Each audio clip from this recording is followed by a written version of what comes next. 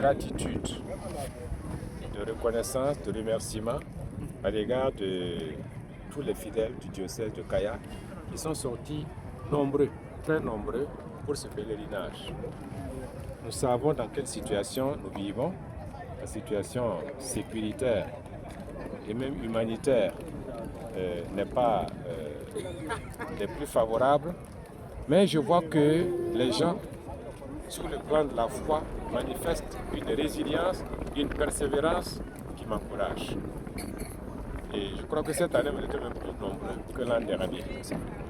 Les gens sont venus et ils ont manifesté dans la célébration leur joie de croire, leur joie d'appartenir à l'Église. Et ça aussi, ça me réjouit. Je pense que le trésor, le premier et le véritable trésor de l'Église, ce sont ses fidèles. Alors, quand les fidèles sont réunis aussi nombreux et que je les vois enthousiastes, je suis heureux parce que je me sens riche de la meilleure richesse possible. Comme appel, je souhaite que nous grandissions toujours dans l'esprit de famille. Et l'esprit de famille suppose l'engagement. Parce qu'on dit que la famille n'est belle que lorsque chacun y reconnaît sa part de labeur.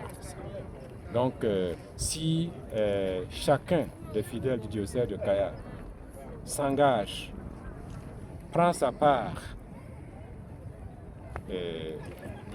dans la construction de l'édifice commun, bientôt nous aurons une église resplendissante.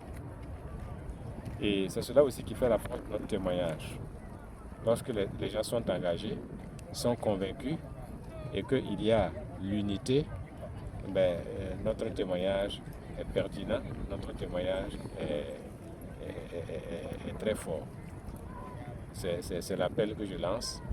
Nous avons beaucoup parlé d'autoprise en charge, mais j'ai dit que l'autoprise en charge, ce n'est pas d'abord une question d'argent, c'est une question de prendre en charge sa foi, de la nourrir et ensuite de la partager avec les autres. C'est la première, le premier aspect et l'aspect le plus important de l'autoprise en charge. Bon, l'aspect matériel suivra. Il ne peut pas ne pas venir. Parce que comme dit Saint Jacques, une foi qui n'agit pas est une foi morte. Donc si la foi est vraie, si elle est réelle, elle est sincère, on en verra les œuvres.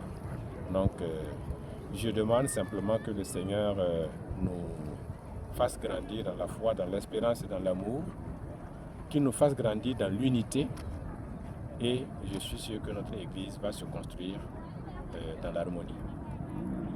Merci beaucoup à vous. On ne vous remercie pas souvent pour votre contribution. On vous pousse parce qu'on trouve que vous dérangez, et pourtant vous faites beaucoup pour que ceux qui sont loin puissent communier avec ceux qui sont sur place. Merci beaucoup pour cela.